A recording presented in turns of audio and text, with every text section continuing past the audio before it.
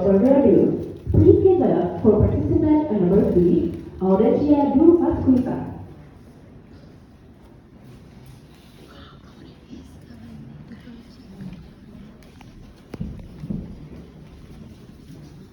Have you ever imagined how the world sees Indonesian culture?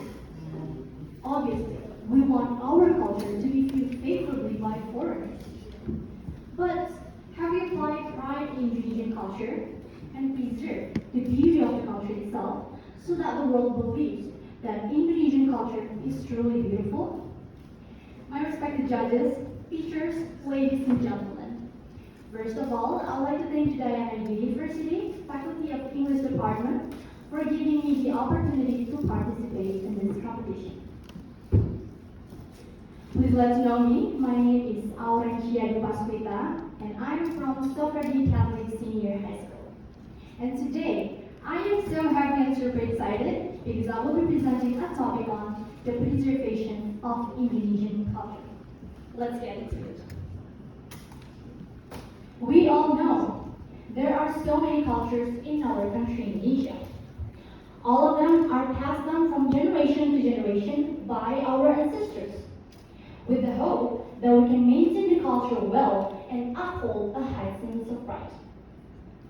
When discussing about Indonesian culture, our country is indeed known as its rich differences.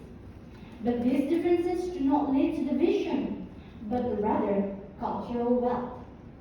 That's why we have our motto, Bhinneka Tunggal Ika, which means different but one.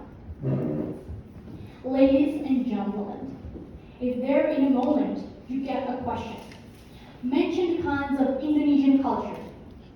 Do you think you'll answer the question easily or feel confused about that?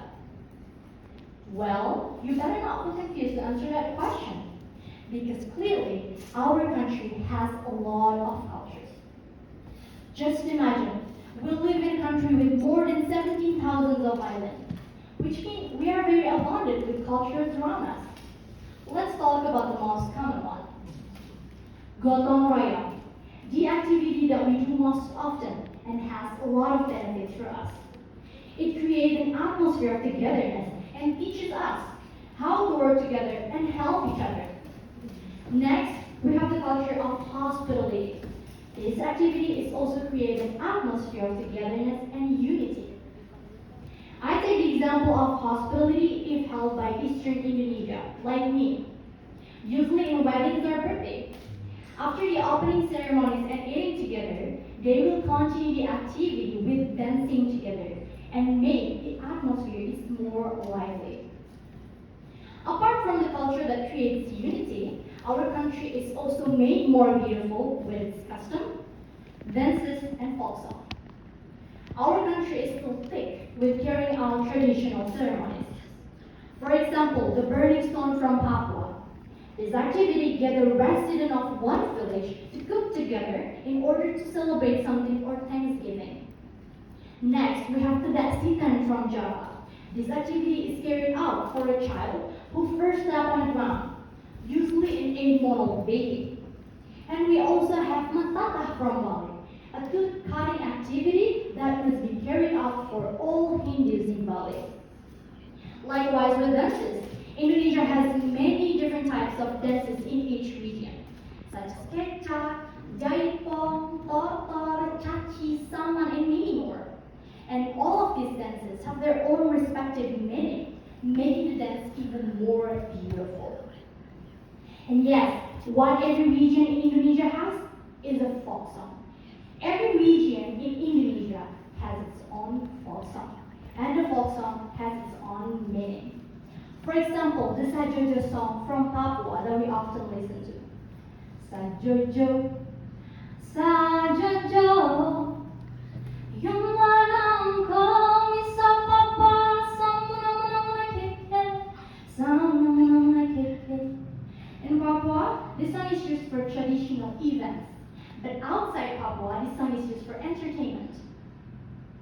But unfortunately, the era of globalization makes today's young generation prefer to follow the new style, all because of the lack of desire to learn about their own culture. I am sure When visitors come to visit our country, what we expect is for them to enjoy the beauty of our cultures. And sure enough, now visitors from all over the world come to Indonesia to enjoy the beauty of our culture and even learn about our cultures. Preserving cultures is not only to be enjoyed by the visitors, but also has a lot of benefits for our country, Indonesia. Of course, fostering a sense of nationalism as one as Indonesian characteristic, and so that it also can be enjoyed by the next generation. So, we must be willing to learn how to preserve our culture to be passed on. Then, what can we do? What should we do? First, understand your own culture. Indonesia has many different types of cultures in each region. So get to know the cultures of your home region first, then slowly learn how to preserve it. Second, be actively involved with cultural activity. For example, those who live in Bali can learn how to play gamelan instrument and dance traditional dances. Third, introducing our cultures to the world. In what way? Obviously through social media, because almost everyone uses social media nowadays.